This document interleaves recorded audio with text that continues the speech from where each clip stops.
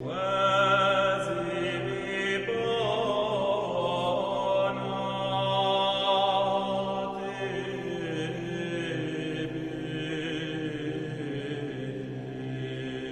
amis, bonjour. Avant d'achever notre carême en vidéo à propos de l'islam, il faut se poser une question qui revient souvent quand on discute avec nos frères musulmans, celle de l'intercession.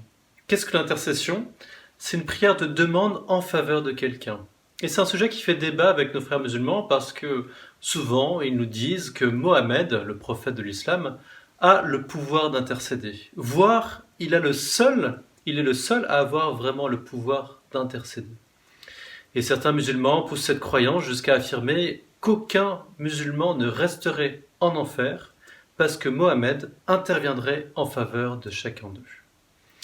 Or, nous chrétiens, nous disons que c'est Jésus qui tient cette place. Il est celui qui par excellence peut intercéder parce qu'il est homme parfait et sans péché. Ce à quoi nos frères musulmans nous rétorquent: mais tous les prophètes sont préservés du péché. Ça, c'est une question intéressante. Déjà, de faire le lien entre le pouvoir d'intercéder et le fait d'être préservé du péché. Aussi, il faut se poser la question, est-ce que les prophètes sont préservés du péché? Regardons simplement ce que dit le Coran. D'après l'islam, est-ce que les prophètes sont préservés du péché? Vous le savez, il y a d'abord Adam, qui est considéré par les musulmans la plupart du temps comme un prophète. Et le Coran affirme qu'il était chassé du paradis terrestre parce qu'il avait péché. Je vous renvoie pour ça à ma vidéo du 2 mars où j'explique ça longuement. Il y a aussi Noé, deuxièmement, qui demande à Dieu d'être pardonné, sourate 11, c'est donc qu'il a péché. Abraham, sourate 14, qui dit « Ô notre Seigneur, pardonne-moi, et à mes pères et mères, et aux croyants le jour où se dressera le compte. » Abraham demande bien un pardon pour sa faute personnelle. Quatrièmement, Moussa, Moïse, lui le grand messager de Dieu, auquel Dieu parlait face à face. Il demande lui aussi à être pardonné dans la sourate 28. Enfin, cinquièmement, Daoud, l'auteur des psaumes, lui aussi également demande pardon à Dieu d'avoir péché. On comprend pourquoi. Etc., etc. Nous constatons donc que bon nombre de prophètes, en tout cas ceux qui sont considérés comme tels par l'islam, ces hommes ont péché. J'en ai cité 5. Ils se désignent eux-mêmes comme pécheurs. Nous avons donc des preuves fournies par le Coran lui-même que les prophètes ont bien péché, et parfois même gravement, contrairement à ce que prétendent beaucoup de nos frères musulmans avec lesquels on discute. Chers frères, pour être totalement complet dans cette réflexion sur l'intercession, il faut examiner aussi un sujet un peu délicat, afin d'être totalement honnête vis-à-vis de la question des péchés des prophètes. Puisque l'islam considère Mohammed comme un prophète, il faut donc se poser la question de savoir si lui aussi a péché ou non.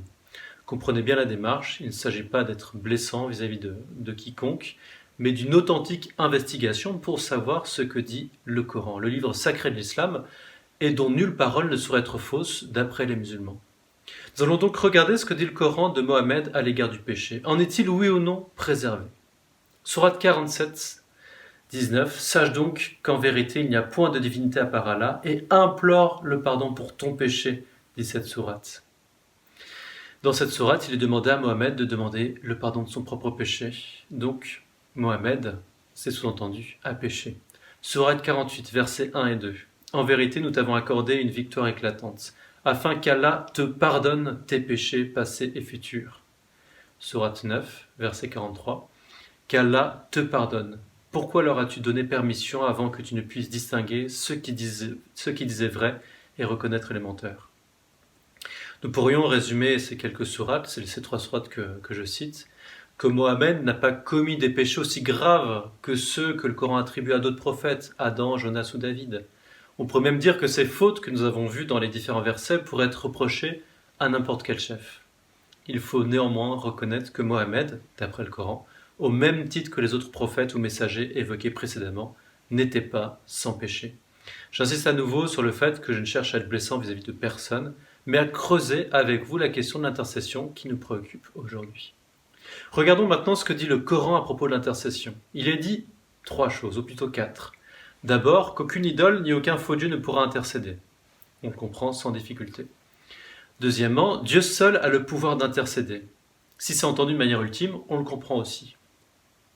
Troisièmement, seul Dieu accorde la permission d'intercéder. On comprend ces 3 points sans difficulté, on y souscrit sans problème. Il y a un 4e point mis en avant dans le Coran, qui ajoute une précision quant à celui qui seul peut intercéder. C'est ce que nous découvrons dans la sourate de l'ornement, sourate 43. Je cite « Et ceux qu'ils invoquent en dehors de lui n'ont aucun pouvoir d'intercession, à l'exception de ceux qui auront témoigné de la vérité en pleine connaissance de cause. » Qu'est-ce que signifie cette sourate ? Elle signifie que les faux dieux qu'on invoque, en dehors de Dieu lui-même, ne sont pas maîtres d'intercession. Rien de nouveau, on l'a dit précédemment. C'est la deuxième partie de cette sourate qui nous intéresse. Il y est dit que « sauf celui qui témoigne de la vérité ». De qui est-il question dans cette sourate ? Le verset ne permet pas de trancher. Est-ce Abraham, Mohamed, est-ce Moïse, est-ce Jésus ? Si nous résumons ce qui est dit dans le Coran, nous avons vu que nul ne peut intercéder, pas même les anges, sans la permission de Dieu, que seuls ceux que Dieu agrée peuvent bénéficier d'un ministère d'intercession, que seul celui qui rend témoignage à la vérité peut intercéder.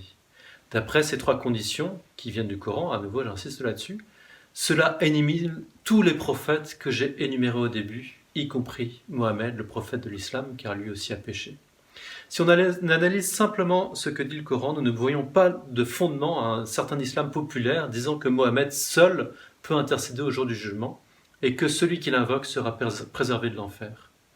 Mais bien chers frères, je vous invite également à vous intéresser à cette fameuse sourate, somme toute assez intéressante, disant que peut intercéder celui qui témoigne de la vérité. Car Jésus a dit qu'il était la vérité. Pour nous, chrétiens, Jésus intercède auprès du Père pour tous les hommes. Voilà pourquoi il a offert sa vie et est ressuscité. Ce que nous fêtons en ce moment même avec la magnifique fête de Pâques.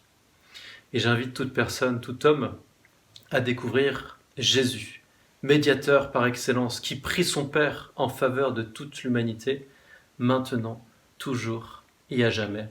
Amin.